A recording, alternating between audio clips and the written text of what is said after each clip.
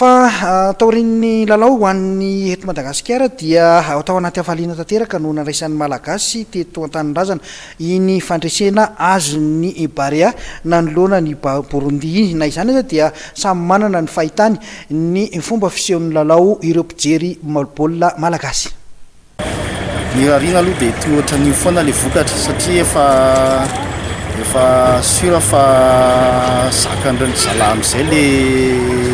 rythme le match satria le tamin'ny voaloha somary nisy tension ihany zany izy fa zao izy efa somary tafiditra ao anatin'le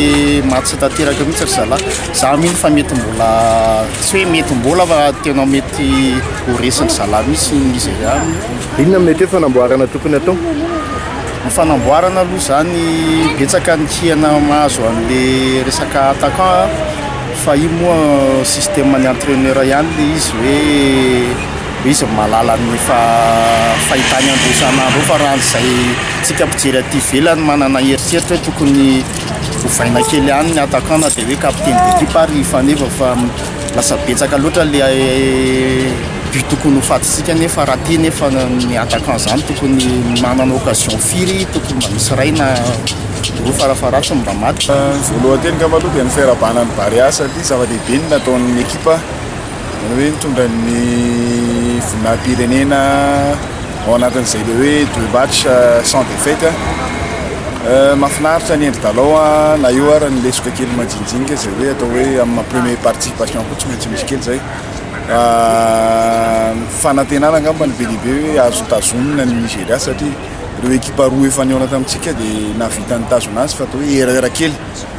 ny défense ngamba ny mila atao hoe taitaitra kely satria teo foana no nahitana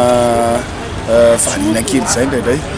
En général mety ny ambiance de groupe mahafinaritra manantena vokatra asa manao miracle ohatran'ny sport rehetrarehetra ao anatiny koa miracle manantena ny vokatra tsara fa amin'ny Barea.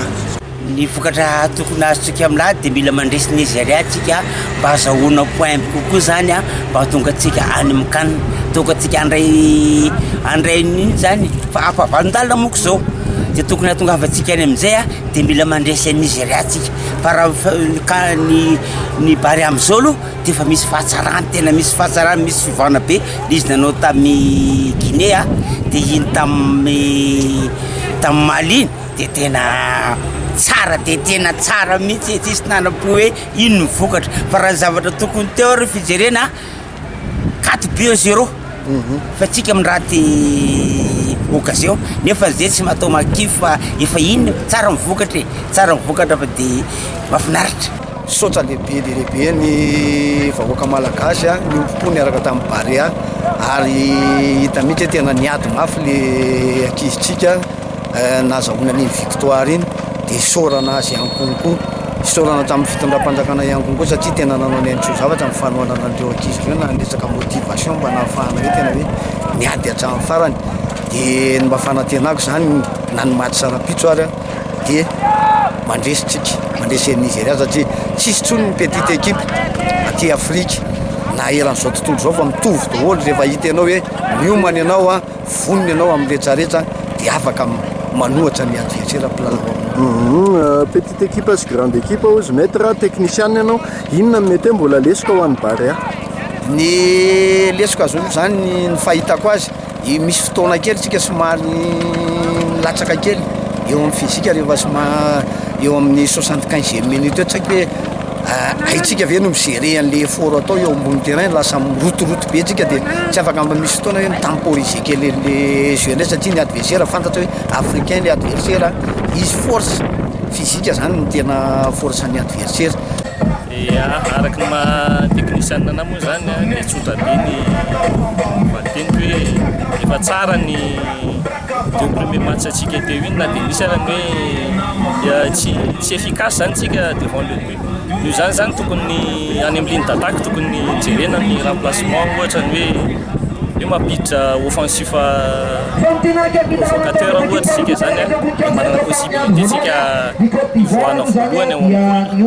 fa raha ohatra tsika mbola mijanona amin'ny formation tsika dia somary sahirakirana ihany tsika ary hita be tsika hoe tsy efficace tsika devant le but io zany zany tokony jeren'ny mpanazatra hoe inona solution amin'izay fa raha ny hevitroko manokana dia tsaratsara kokoa zany manova kely aloha any amin'ny ligne d'attaque. Nigeria no anao amintsika ny fahitanao azy ho resitsika ve Nigeria? Baolina 50-50 eto tsy misy anarana ntsony rehefa hoe any amin'ny kanina zany tsy misy an'izany ntsony fa toa zany ianao efa miady lalana voalohany zany efa manana maha izy anao ianao fa araky ny voalazako teo hoe tsaratsara ihany no mivoaka voalohany eo amin'ny baolina dia any amin'ny ligne d'attaque zany mila mifonce kely tsika zany. Fifanana amin'ny Nigeria aloha angamba dia ny fahitako azy tokony hoe match ao anatina match de concentration ilay satria mbola ao anatin'le manentsika an'le heritsika mba hiakarana hanaovana an'le phase finale tsika dikan'izay tsy tokony relâche ny joueur aloha indrindra amin'ny resaka concentration satria misy ny équipe manana maha izy azy eto Afrika ny Nigériana nefa naizanona tsy zany ny football tsy misy tompony fa sur terrain ihany no malala ny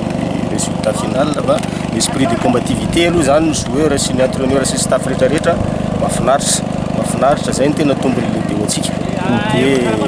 manantena vokatra tsara foana faravaratsy ny match-ny olona angamba ny tena marina. Ianao technicien inona ny hitanao hoe mety ho lesoka amin'ny Barea tsy hatongavany ambony dia ambony zany? Eo amin'ny resaka technicité ngamba ny mila miakatra kely sika eo amin'ny resaka le niveau technique mihitsy amin'le